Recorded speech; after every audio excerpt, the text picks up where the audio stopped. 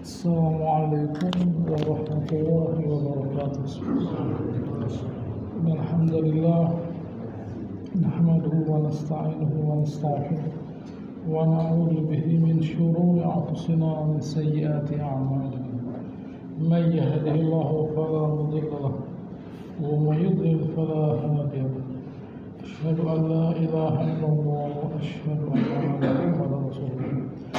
يا أيها الناس اتقوا ربكم الذي خلقكم من نفس واحدة وخلق منها زوجها وبث منهما رجالا كثيرا ونساء واتقوا الله الذي تساءلون به والأرحام إن الله كان عليكم رقيبا. يا أيها الذين آمنوا اتقوا الله حق تقاته ولا تموتن إلا وأنتم مسلمون.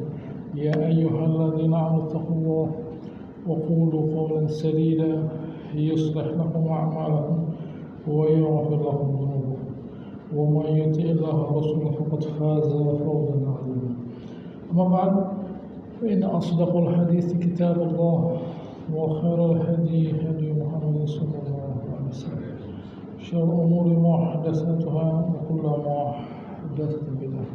Alhamdulillah, segala puji bagi Allah Subhanahu wa taala yang telah menurunkan kitabnya, di mana Allah Ta'ala dengan kitabnya menunjukkan kepada kita bahwa Nabi kita itu oleh Allah Subhanahu wa Ta'ala benar-benar dijaga dari perbuatan-perbuatan yang menyimpang dari agamanya.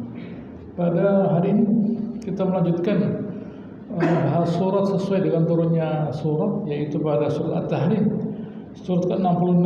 A'udzubillahi minasyaitonir rajim. Bismillahirrahmanirrahim. Ya ayyuhan nabi lima tuharrimu ma halallahu lak. Wahai nabi, mengapa engkau mengharamkan apa yang Allah Subhanahu wa taala itu halalkan? Kisahnya sederhana sebenarnya, yaitu bahwa suatu kali Nabi sallallahu alaihi wasallam beliau mampir ke rumah salah seorang istri beliau, yaitu Zainab binti Jahsh. Sederhana, tidak masalah. Beliau ke sana, lalu gitu ya, apa terjadi? Beliau agak lama di sana, gitu ya.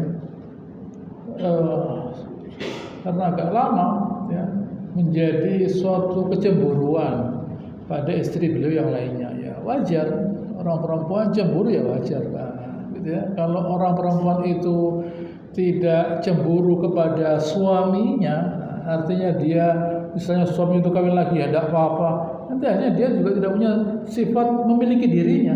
Nah, apa terjadi? Mungkin dia kawin sama orang lain ya tidak apa-apa. Lalu ini bagaimana ini? Tapi dia cemburu itu berangkat dari sifat, dari sikap bahwa saya itu hanya dimiliki oleh satu orang pria dan saya minta pria itu hanya memiliki saya saja. Itu wajar, harus dimiliki itu. Nah, tetapi kan tidak pada semua pria. Kalau pria itu adalah nabi ya lain, gitu ya. Nabi orang yang istimewa, beliau diatur Subhanahu wa taala. Tetapi bagaimanapun sifat manusiawi itu muncul.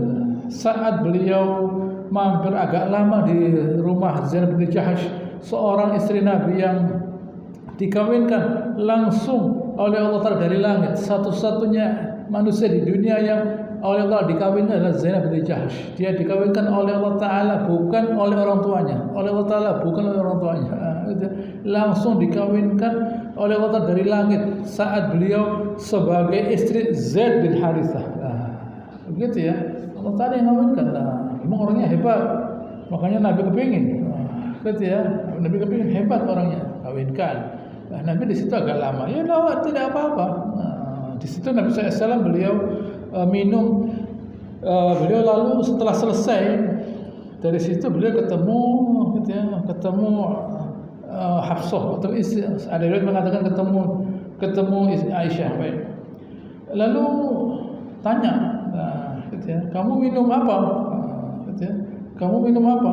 Ya saya minum kok baunya, gitu ya. Kok baunya, gitu ya. Agak tidak enak ini. Kok baunya tidak enak. Saya kata saya minum madu, ya madu campur air, gitu ya, agak lama, gitu ya. Baik, gitu ya. Oh, kamu rupanya minum maghfir. Maghfir itu memang manis tapi baunya tidak enak. Maghfir itu manis tapi tidak enak. Gitu ya, baunya tidak enak. Loh, saya minum madu. Gitu ya. Di Zainab, saya tidak akan minum lagi. Gitu ya. Suatu riwayat mengatakan saya tidak akan mengulangi lagi. Dan riwayat lain mengatakan saya, gitu ya, tidak akan, gitu ya, saya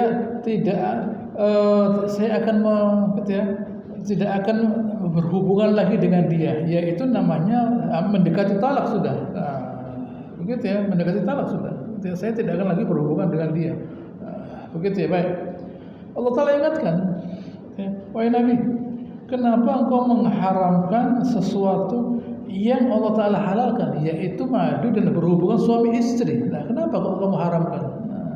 Begitu ya. Apa salahnya orang minum madu? Tidak ada pengharaman.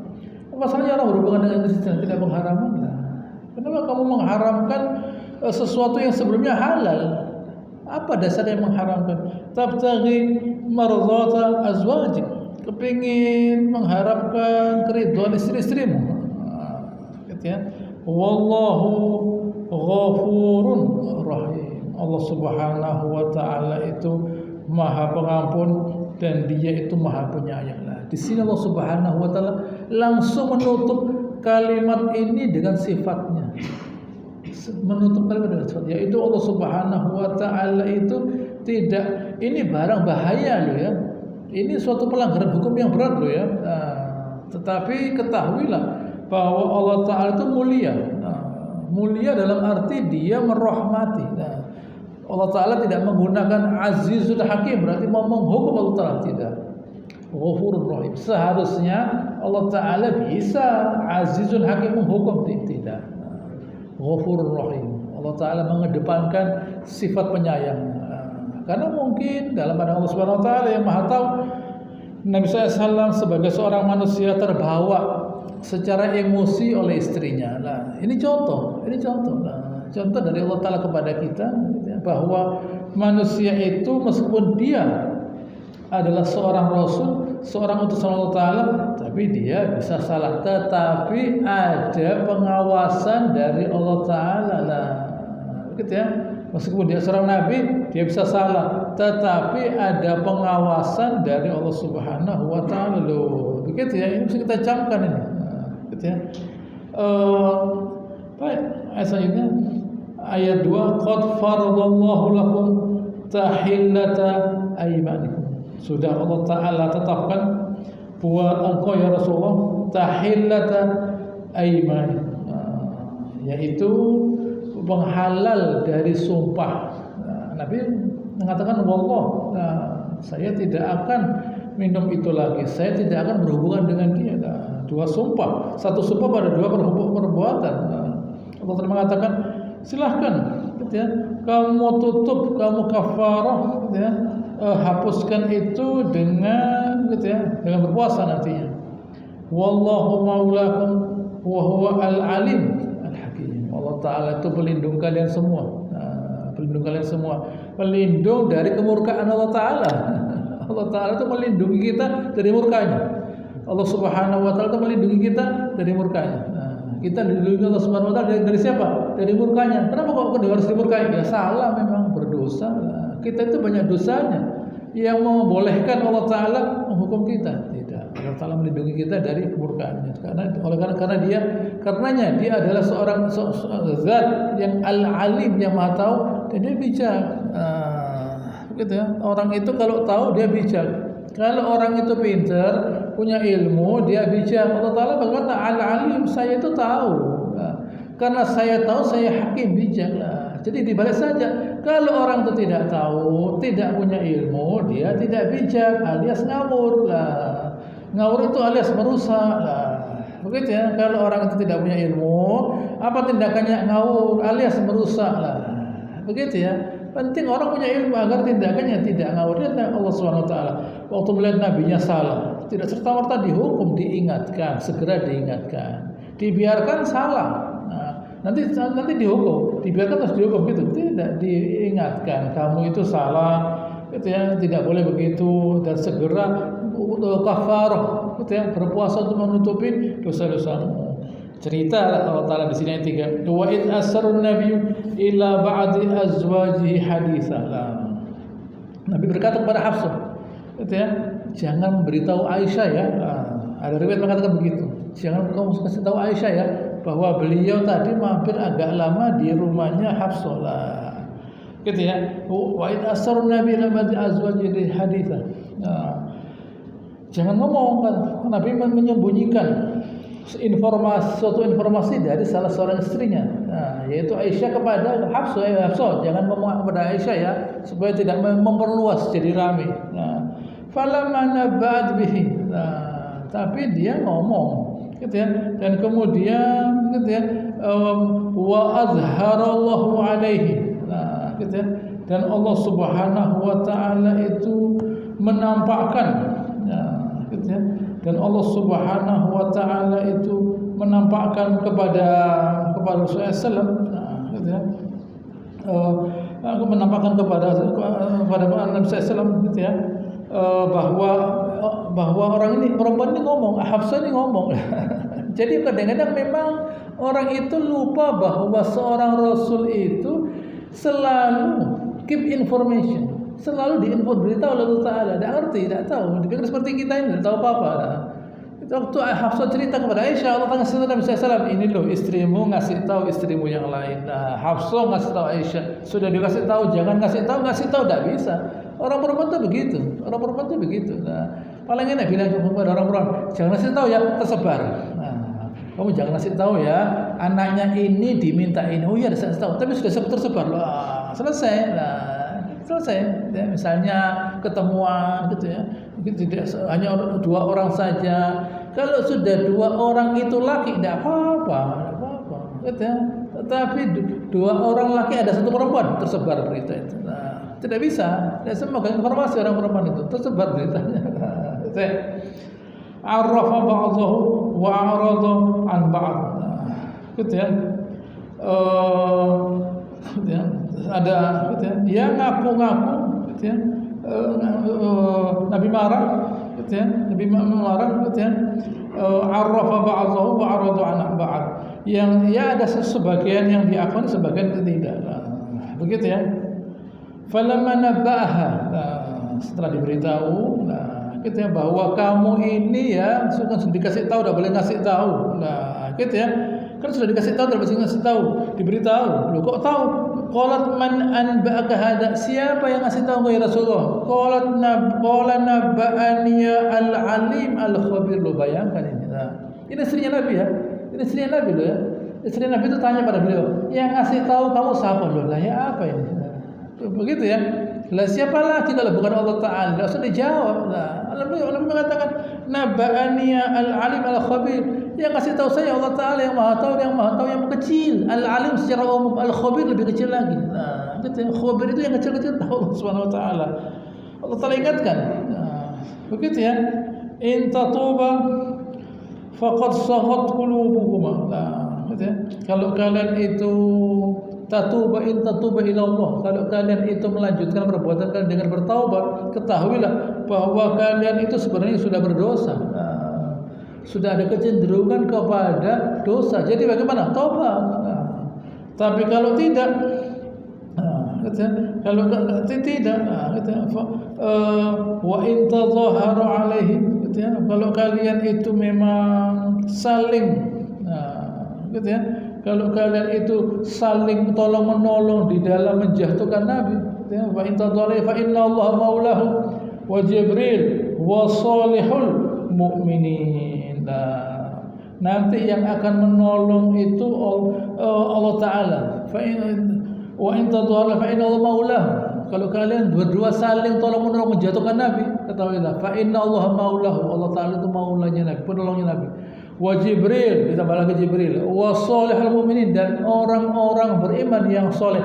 Tidak semua orang beriman soleh. Ada lagi informasi di sini. Begitu ya, ada lagi informasi di sini. Artinya kalau kalian mau menjatuhkan Nabi, membuat makar untuk Nabi, ketahuilah bahwa Nabi itu ditolong oleh Allah Taala, ditolong oleh Jibril, bukan seluruh malaikat. Tidak, Allah mengatakan tidak, harus mengatakan seluruh malaikat di sini. Sini Allah Taala katakan wa Jibril wasal mukminin, lu bayangkan. Padahal ada malaikat yang lain, tidak. Yang utama siapa? Jibril saja, bukan malaikat yang lainnya. Lalu yang utama adalah beriman, salihul mukminin. Tidak semua orang beriman itu saleh, baik orangnya, beriman, ngaku beriman, merasa beriman, tetapi tidak baik, ganggu orang, tidak bisa berguna lah. Kalau ada rame-rame fitnah-fitnah, cocok dia, cocok. Tapi kalau dalam soal perbaikan tidak cocok dia. Nah, ada orang beriman yang soleh kata Allah Taala, yang cocok pada islah perbaikan. Nah, islah perbaikan, senang orang perbaikan. Ada lagi orang beriman tapi cocok dengan kerusakan. Nah, ini tidak bisa dipakai. Nah, gitu ya. Lalu Allah Taala mengatakan wal malaikah ba'da dzalika, sesudah yang utama yaitu Allah Taala, Jibril dan orang beriman yang baik-baik tadi, baru nanti malaikat yang lainnya menolongnya. Nah, gitu ya. Ayat 5, asa rabbuhum in talaqkunna ayyubdilu azwajan khairan minkunna muslimat mu'minat qanitat taibat abidat sayyihat sayyibatin wa abghar. Kalau kalian, sebelum saya terjemahkan ayat ini, suatu kali gitu ya, pada saat peristiwa ini turun, gitu ya, Al-Khattab diberitahu orang di masjid, Nabi mentolak istrinya. Loh, bagaimana? Al-Khattab segera menemui Rasulullah Sallallahu Alaihi Wasallam untuk memastikan bahwa beliau tidak menceraikan istri beliau. Gitu ya. Ya Rasulullah, gitu ya, apakah engkau gitu ya, menceraikan istrimu? Tidak. Begitu ya. Lalu gitu ya, Al-Khattab sempat mengatakan kalau gitu ya, kalau kalian gitu ya, gitu ya, di sini Al-Khattab berkata, ya Rasulullah, gitu ya, kamu gitu ya, tidak perlu risau, gitu ya, tidak perlu risau dengan orang perempuan, tidak usah risau. Kalau kamu mentolak mereka ini semua, termasuk anaknya loh ya, ada anaknya di situ Hafsah, gitu ya. Jadi adil Al-Khattab itu, bukan dalam membela anaknya, tidak. Ada anaknya di situ. Kalau engkau menceraikan istrimu ya Rasulullah, istri-istrimu, fa inna Allah ma'ak, Allah bersamamu, wa malaikatuhu, gitu ya, wa malaikatuhu, yaitu para malaikatnya, wa Jibril, wa Mikail, wa ana, wa Abu Bakar wal mu'minun ma'ak. Ya sudah, kalau engkau mentolak mereka jangan khawatir, gitu ya. Allah Ta'ala bersamamu, malaikat, seluruh malaikat, ditambah Jibril, Mikail, saya dan Abu Bakar, bukan orang lain, tidak. Saya dan Abu Bakar ditambah orang-orang beriman, maaf. Begitu. Ini ucapannya Abu Bakar Al-Khattab. Begitu selesai beliau berkata, turun ayat 5 ini. Asa rabbuhu in talaqkunna. Semoga kalau Nabi SAW itu mentolak kalian, wahai para istri Rasulullah SAW, gitu ya, Rabbuhu siapa? Allah SWT ayyubdilahu, akan menggantikan beliau dengan istri-istri yang khairan minkunna, lebih baik dari kalian, gitu ya, lebih baik dari kalian. Siapa mereka itu? Muslimat, sebagai seorang muslim mereka itu, mukminat, orang beriman, qanitat, yang patuh, gitu ya, taibat, selalu bertobat, abidat, selalu beribadat, saihat, selalu berpuasa, sayyibat wa abkar, baik itu yang namanya janda maupun yang namanya perawan, bisa. Allah Taala bisa, gitu ya. Nabi tidak harus kawin terikat dengan kalian, jangan mojokkan Nabi. Nabi itu aparatnya Allah Taala. Lupa kadang-kadang orang itu dipikir Nabi itu lepas gitu saja. Loh, ini aparatnya Allah Ta'ala. Nabi itu sama dengan kita misalnya ada orang, misalnya kita ada polisi misalnya pakai sarung, pakai kopiah, ditaruh orang banyak, ini polisi loh ya, kalian mukul ini nanti datang, yang datang brimob nanti, kalian dihabisi loh ya. Kenapa? Jangan bikin masalah lah, gitu ya. Atau kostrat misalnya pakai jaket, pakai kopiah lah, oh ini tawuran Oh, datang satu kompi habis kalian. Nah, jangan. Tapi salah ya, salah kan bawa laporkan ke yang berhak. Jangan diadili di sini lah. Orang ngasih tahu, kalau kalian itu mau mojokkan Nabi, Allah Taala bisa datangkan orang yang lebih baik dari kalian, gitu ya, yang Muslim. Nah, lu saya itu Muslim, mana Muslim ganggu Nabi? Mukmin, mana mukmin? Lu saya mukmin, ganggu Nabi kok lah, gitu ya. Qanitat yang nurut, saya nurut, ganggu Nabi kok. Taibah selalu bertobat lah. Ini loh, ini semua ciri-ciri istri yang syarat seorang itu menjadi seorang istri, yaitu muslimat selalu menyerah, mukminat beriman, qanitat kita selalu patuh, taibat selalu bertobat kita saihat abidat selalu menyembah Allah Taala, saihat dan selalu berpuasa. Ini ciri-ciri orang beriman. Perempuan beriman yang dicari, perempuan menjadi seorang perempuan yang istimewa, yaitu yang mau menyerah kepada Allah Taala, yakin pada Allah Subhanahu Wa Taala, patuh kepada Allah Taala, selalu bertobat, selalu menyembah Allah Taala. Kalau seorang selalu berpuasa, bahkan kalau seorang perempuan begini kualitasnya lah, ini yang dicari oleh, yang mau didatangkan oleh Allah Taala sebagai istrinya Nabi. Nah, begitu ya. Ini mesti kita pahami. Ini orang perempuan yang istimewa, kriterianya dari Allah Taala, yaitu yang selalu menyerah, tunduk, ya, selalu beribadah, selalu bertaubat, bukan sebaliknya, sebalik saja, tidak mau mentaati Allah Taala, tidak yakin pada Allah Taala, melawan, tidak pernah beristighfar, bertaubat, tidak mau menyembah Allah Taala, tidak mau berpuasa dan sebagainya lah. Inilah orang-orang perempuan, ya, yang mereka ini nanti rezekinya udah usah dipikirkan, nanti rezeki itu datang, begitu ya. Tidak mikir rezeki orang semacam ini, dijamin rezeki Allah Subhanahu Wa Taala, dijamin rezekinya Allah Subhanahu Wa Taala. Jadi sebenarnya kalau dari hadis ini, dari ayat ini saya lihat rezeki suatu rumah itu tergantung dari kepatuhan para istri, para ibu, orang perempuan, yaitu mereka orang yang selalu muslimat, menyerah pada Allah Taala, mukminat, beriman kepada Allah Taala, gitu ya, abidat, selalu menyembah Allah Subhanahu Wa Taala, qanitat, patuh pada Allah Taala, taibat, selalu bertobat dan selalu berpuasa lah. Nanti rezeki datang. Nah, kalau tidak begitu, kalau tidak begitu, tidak mau menyerah pada Allah Taala, yakin pada Allah Taala, tidak mau menyembah Allah Taala, tidak mau patuh, tidak mau istighfar, tidak mau puasa, rezekinya seret nanti. Ini pelajaran dari Allah Taala kepada kita, gitu ya. Ini yang diajari itu sahabat, gitu ya, istrinya Nabi yang diajari Allah Subhanahu Wa Taala.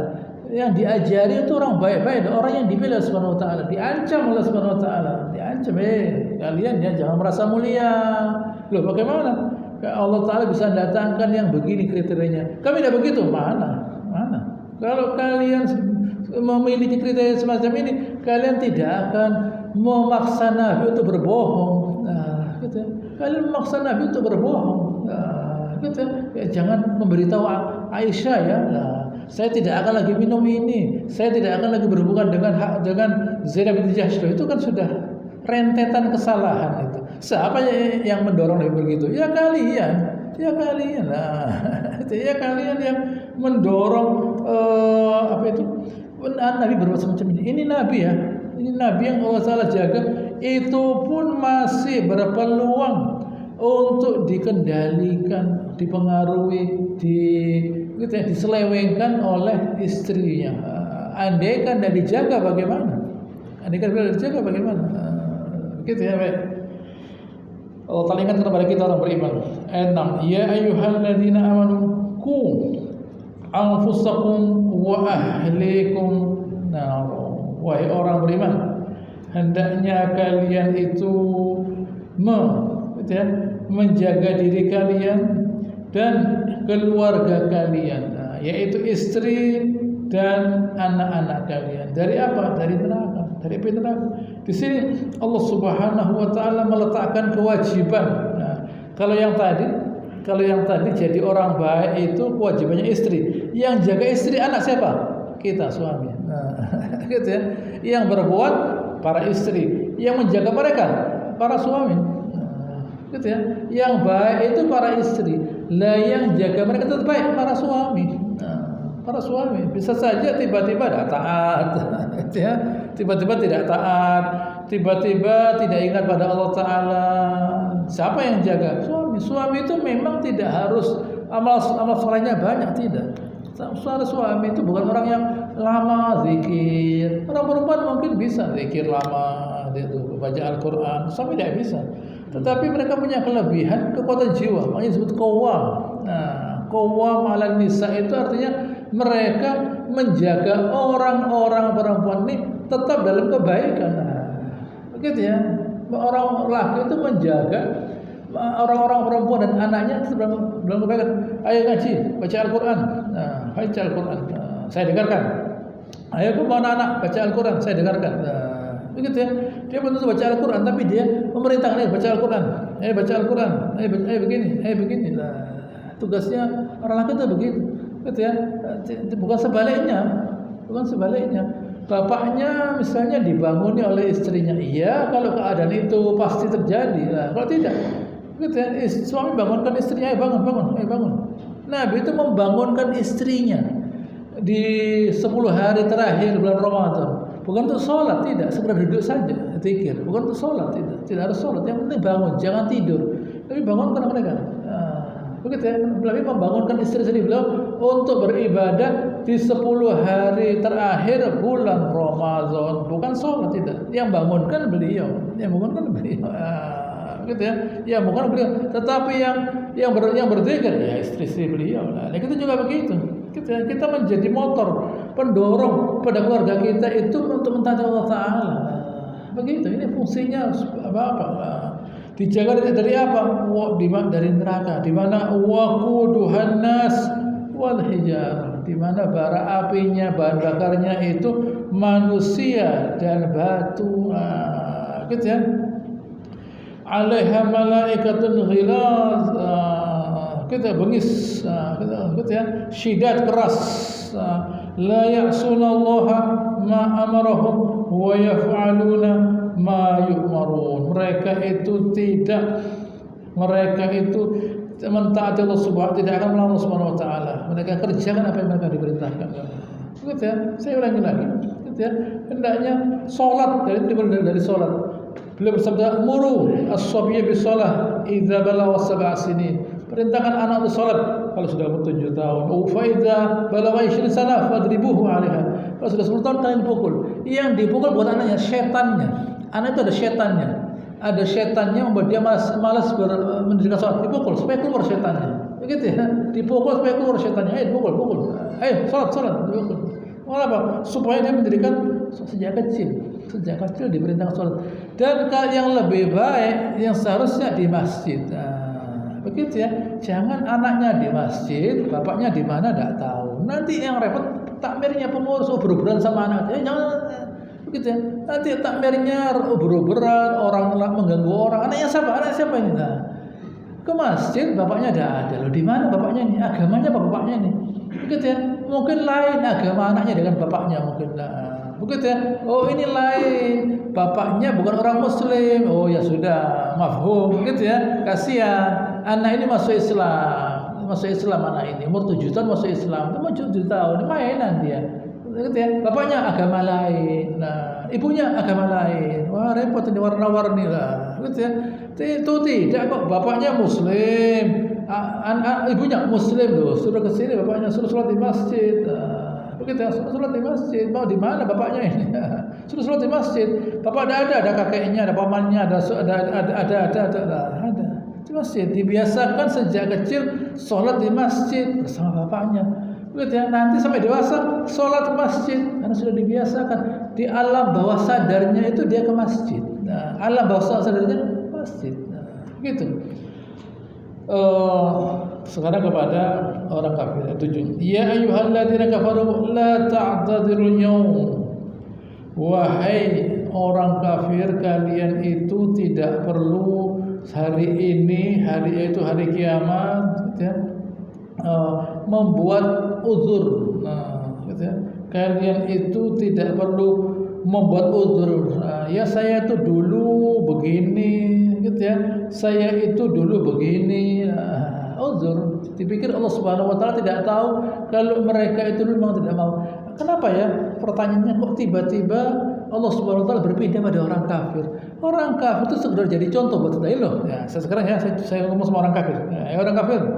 Kalian hari ini hari kiamat jangan buat uzur. Artinya wahai orang beriman, jangan kalian itu nanti di akhirat pintar ngomong, tidak ada gunanya pintar ngomong di sana. Nah, orang kafir pintar ngomong, tidak ada gunanya. Nah, gitu ya. Yang bicara itu apa? Tangan kaki kita yang bicara, amal soleh kita yang berbicara. Kalau ngomong itu tuh Subhanahu wa taala. Al-yawma nakhtimu ala fahim wa tukallimuna aydihim wa tashhadu arjuluhum bima kanu yaksibun. Hari ini ditutup mulut kalian, gitu ya, bersaksi tangan kalian dan kaki kalian. Dulu tangannya buat apa? Kakinya dibawa kemana? Oh, kakinya dibawa ke masjid, tangannya dipakai megang Quran loh, gitu ya. Tangannya dipakai megang Quran, dipakai nulis untuk yang baik. Kakinya ke masjid loh, kaki ke masjid. Anda tahu pahalanya orang yang kita dapatkan sekarang ini pahalanya, gitu ya. Pahala yang kita dapatkan sekarang bukan pahala umroh. Pahala umroh itu kalau kita duduk habis subuh sampai syuhur itu pahala umroh yang dikejar orang. Yang kita dapatkan sekarang itu pahalanya haji. Nah, bukan pahala itikaf, pahala haji. Siapa yang berangkat ke Masjid Rasulullah hanya untuk belajar atau ngajari, pahalanya sama dengan haji, tambah loh, pahala haji loh. Jadi ini tidak main-main kita di sini. Makanya tidak banyak. Gitu ya, haji VIP 200 juta banyak, sepi loh. Ini kok sedikit ya? Oh ini VIP Pak 200 juta bayarnya. Oh iya memang lah, memang 200 juta, 250 juta ya sedikit. Haji ini sedikit yang jatah. Kenapa? Karena pahalanya VIP. Yang ngasih pahala bukan ustadz yang ngasih pahala itu, bukan ustadz yang ngasih pahala itu.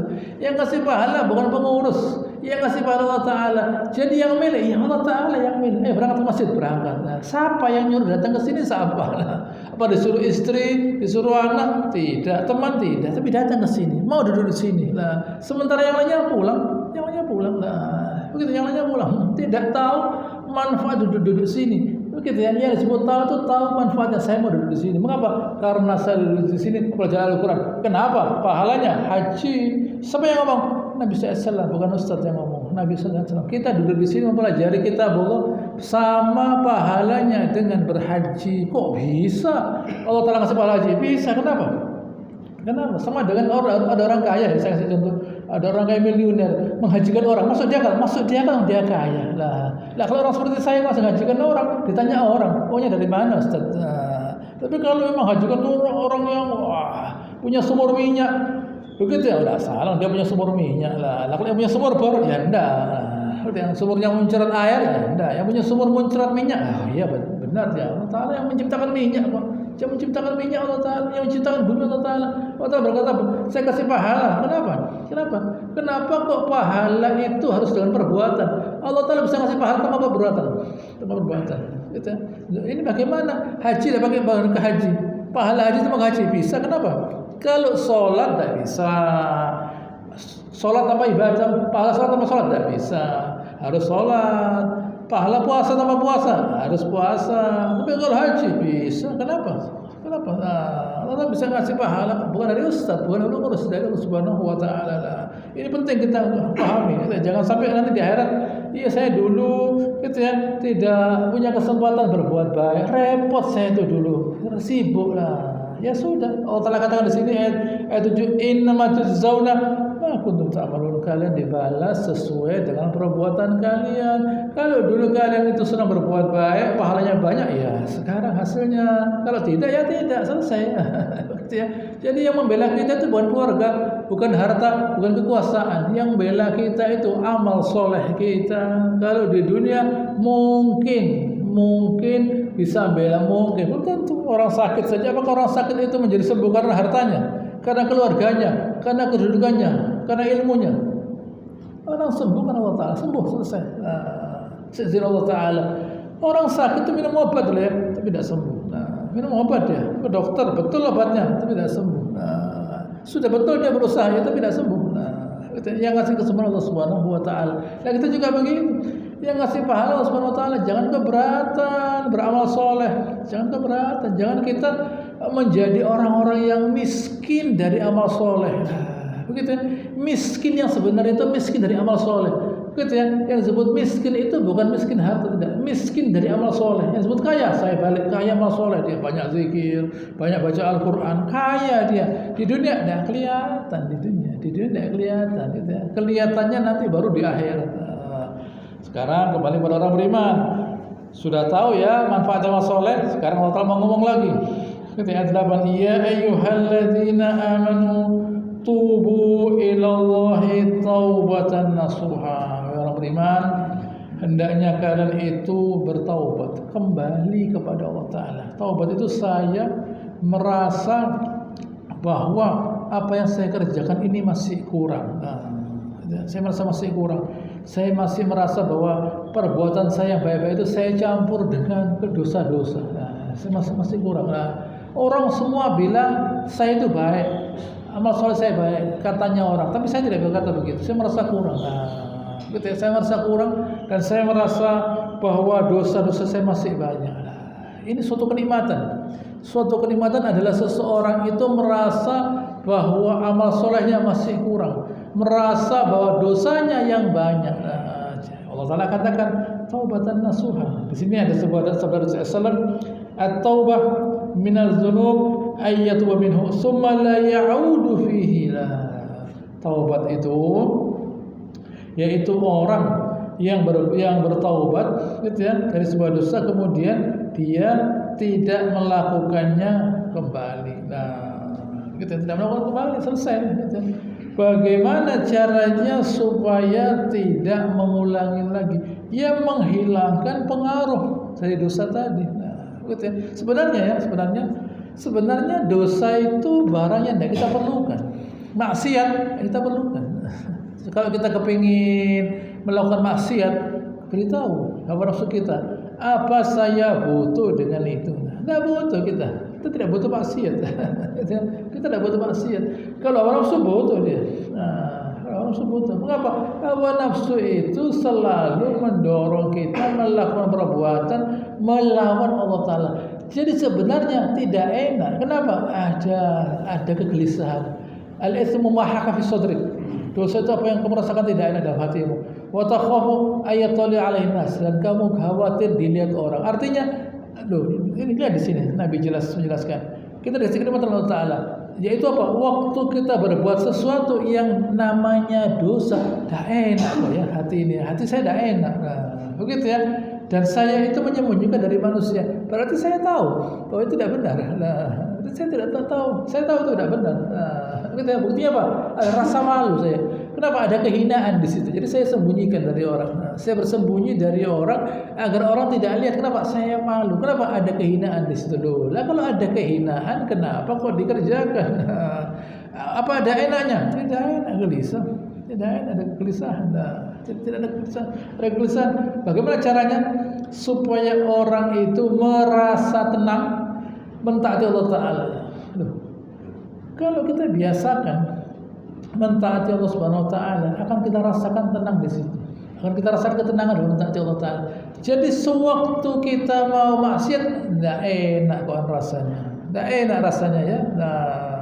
Karena sudah terbiasa merasakan ketenangan di sebelah sini, yaitu ketaatan. Waktu berbuat maksiat, udah enak ya rasanya. Jiwa kita mengatakan tidak enak. Karena jiwa kita tidak terkondisikan menikmati, sudah tidak terkondisikan menikmati barang yang salah. Gitu ya. Karena sudah terbiasa berzikir, gitu ya, terbiasa tenang karena baca Al-Qur'an, gitu ya. Sudah terbiasa tenang dengan ketaatan. Waktu mau maksiat, udah enak ya. Begitu ya. Saya malu dilihat orang. Saya merasa terhina mengerjakan ini. Saya tidak mau. Begitu ya. Itu namanya nasuha. Asa rabbukum ayyukaffiru ankum sayyi'atikum. Semoga Allah Subhanahu wa taala itu akan mengampuni dosa-dosa kalian, gitu ya. Ada sebuah hadis Rasulullah SAW dari Muslim, riwayat Muslim. Hambas Ada seorang berdosa, lalu dia memohon ampun kepada Allah Taala. Apa kata Allah Taala? Hamba saya tahu bahwa hanya saya yang bisa mengampuni dia. Saya ampuni dia. Lalu dia dosa lagi, minta ampun lagi dia. Allah Taala katakan, hamba saya tahu bahwa saya yang mengampuni dia. Saya ampuni dia. Dan ketika dosa lagi dia, minta ampun lagi dia. Allah Taala katakan, hamba saya tahu bahwa dia punya Tuhan yang bisa mengampuni dia. Saya ampuni dia dan saya tidak mempedulikan sekarang. Mengapa? Karena orang ini pastinya selanjutnya akan selalu istighfar dia. Nabi mengatakan kepada kita, wahai kaum muslimin, hendaknya kalian itu yang banyak-banyak bertaubat. Karena saya bertaubat satu hari surga saya mengatakan 100 kali istighfar. Kalau duha beliau membaca doa Allahumma ighfir wa tub alayya innaka tawwabur rahim 100 kali. Allahumma ighfir wa tub alayya innaka tawwabur rahim 100 kali. Ini bernilai sekali. Sungguh bahagia kata saya tuba. Orang sungguh bahagia orang yang nanti buka kitabnya isinya istighfar. Loh, bayangkan. Begitu isinya istighfar. Loh. Suatu kebahagiaan. Suatu kebahagiaan kalau kalau kita membuka buku kita isinya sifat. Kalau kita buku tabungan kita di dunia ini ada orang transfer uang misalnya, ada transfer uang, mau dipakai apa ini? Mau dipakai apa? Coba mau dipakai apa ini? Uangnya mau dipakai apa? Mau dibuat beli jajan, makanan, mau dimakan semua ya? Tidak mungkin. Nah, mau beli apa? Nah, tapi kalau kita buka buku kita isinya istighfar, alhamdulillah ini menyelamatkan saya dari api neraka. Nah, di dunia tidak kelihatan lah. Makanya berbuat baik itu jangan menunggu ingin, jangan kerjakan saja. Nanti keinginan itu muncul bersama perbuatan kita. Istighfar jangan nunggu kepingin, istighfar saja. Jangan nunggu kalau saya itu kepingin istighfar, jangan. Istighfar saja. Kalau sudah istighfar baru nanti muncul iya ya ternyata dosa saya itu banyak. Nah, dari situ kita menikmati perbuatan kita memohon ampun. Yauma wa yudkhilukum jannat tajri min tahtiha al-anhar, dimasukkan surga yang mengalir sungai-sungai padanya. Allah Taala mengatakan sungai-sungai itu isinya air. Padahal di sana tidak hanya isinya air, ada sungai dari susu, sungai dari madu, sungai dari khamr dan sungai dari air. Bayangkan, sungai dari susu. Diangkat begini isinya susu. Ini 4 hal, empat hal ini hal yang bernilai loh ya. Hal yang bernilai. Susu, madu, khamr dan air. Ini 4 hal yang bernilai. Nah, ini 4 hal yang bernilai. Lain halnya dengan buah, nanti ada lagi buah. Ini hal yang bernilai. Orang minum susu, yang kita butuhkan itu. Lalu madu, kesehatan, madu dan susu. Ada lagi khamr. Khamr itu enak, begitu ya.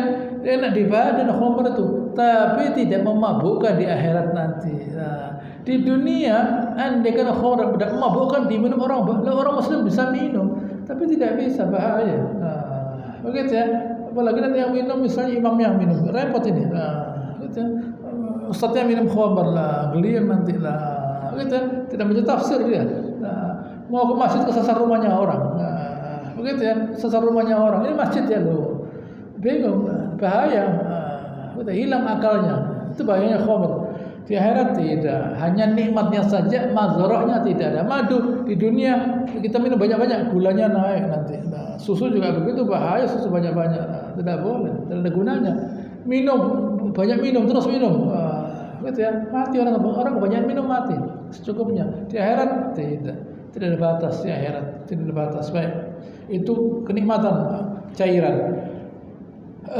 Yauma la yukhzillahu an-nabiyya walladzina amanu ma'ah. Hari di mana Allah Taala tidak akan menghinakan para nabi dan orang beriman yang bersamanya. Tidak menghinakan nabi itu Rasulullah SAW dan orang beriman yang bersamanya. Kenapa kok Allah Taala mengatakan tidak menghinakan? Karena hari itu Allah Taala mau menghina manusia. Nah, hari itu Allah Taala mau murka pada manusia, kecuali nabi dan orang beriman. Kenapa?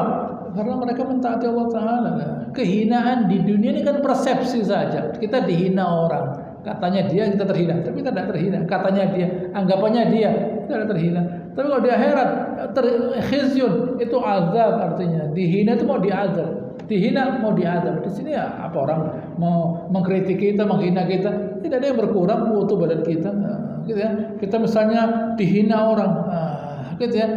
Kamu begini, apa berubah kita? Anda tetap begitu ya. Di akhirat dihina, azab. Allah Subhanahu wa taala melindungi nabinya dan orang beriman dari kehinaan hari itu, yaitu dari azabnya.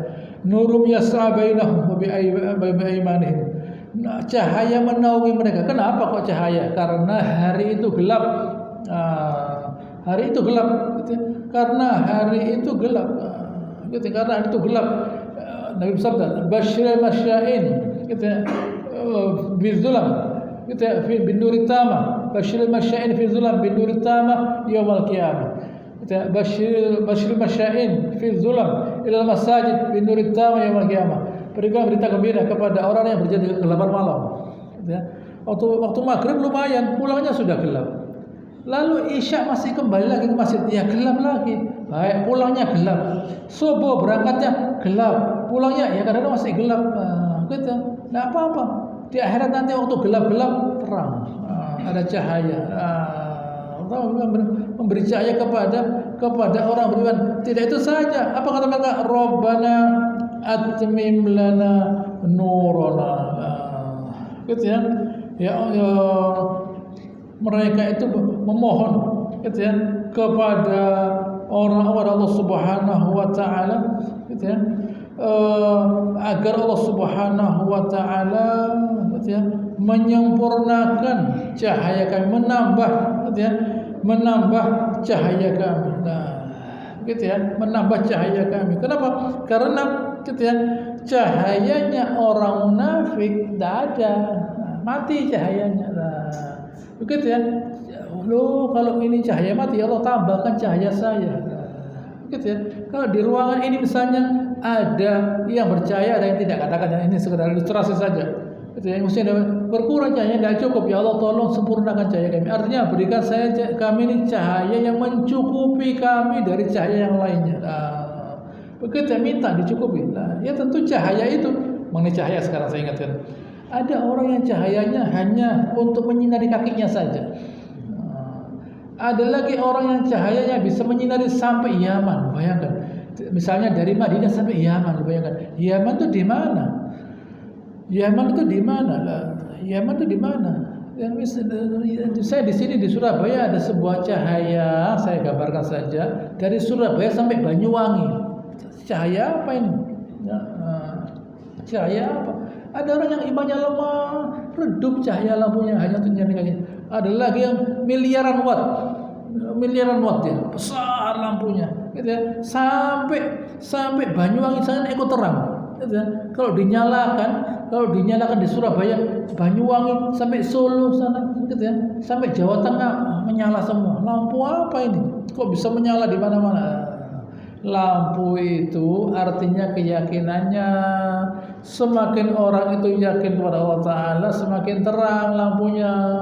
Artinya dia semakin tahu kebenaran dan kebatilan. Tahu dia mesti dikerjakan. Nah, itulah rezeki dari Allah Ta'ala kepada orang beriman. Nah, mari kita masuk perintah Allah Ta'ala kepada Nabi SAW. Ya ayuhan Nabi jahidil kuffar wal munafiqin waghluz alaihim. Ini perintah dari Allah Ta'ala untuk memperkokoh iman kita, tunjukkan ketegasan, gitu ya.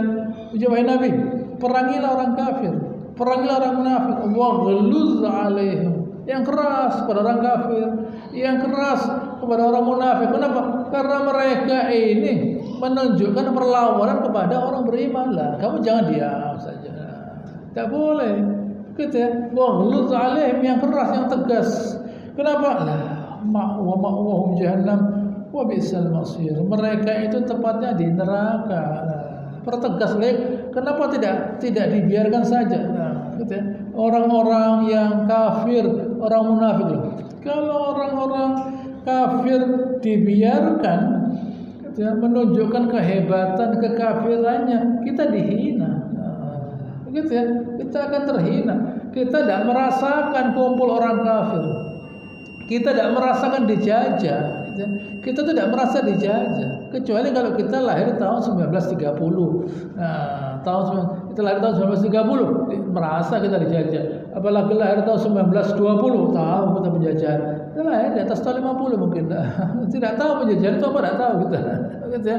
Bahwa orang kafir itu kalau menjajah menghina yang dijajah. Nah, Allah Ta'ala mengatakan kalian jangan mau dijajah oleh orang kafir. Loh, tidak dijajah kok orangnya di luar negeri ya, tapi peraturannya menekan kita. Nah, begitu ya. Allah Ta'ala mengatakan kita mesti tegas dengan orang kafir. Jangan malah sebaliknya. Nah, kalau sebaliknya kita mentaati mereka, nurut pada mereka, kita dihina. Nah, silahkan sesuka kita. Kalau kita mau menjadi mulia, jangan sekali-kali kita mau diatur, diperintah, ditekan, diinjak-injak oleh orang kafir. Itu kalau kita tidak punya apa-apa, tidak apa-apa. Gitu ya. Raja Faisal rahimahullah, waktu dia terancam oleh orang kafir karena dia mengembargo minyak kepada Amerika, apa kata Raja Faisal? Kami dulu dari padang pasir, kemah di padang pasir. Kalau perlu kami kembali ke padang pasir, tidak apa-apa, tidak usah ribut. Kalau mereka mau ngancam kita kehilangan dunia, kami tidak ada khawatir. Mau kami dulu dari padang pasir kok, di kemah begitu saja. Kalau mau kembali ke situ, tidak ada masalah. Nah, ini orang yang mana yang kuat. Oh bahaya ini, tembak dor selesai. Begitu ya, selesai. Ini orang yang minta keridhaan Allah Subhanahu wa taala. Orang semacam ini yang berbahaya. Satu sudah bahaya, apalagi 10, 100 berbahaya. Orang-orang yang mau bela Allah Taala, satu sudah bahaya, apalagi banyak. Tapi kemuliaan yang menunggunya di akhirat nanti. Insyaallah akan saya lanjutkan pada pertemuan yang akan mendatang. Allahumma shalli ala Muhammad wa ala shalli ta'ala Ibrahim wa ala ali Ibrahim innaka Hamidum Majid. Wa barik ala Muhammad wa ala ta'ala Ibrahim wa ala ali Ibrahim innaka subhanakallahumma rabbana wa bihamdika nasyhadu an la ilaha illa anta nastaghfiruka wa natubu ilaik wa akhiru alhamdulillah. Assalamualaikum warahmatullahi wabarakatuh.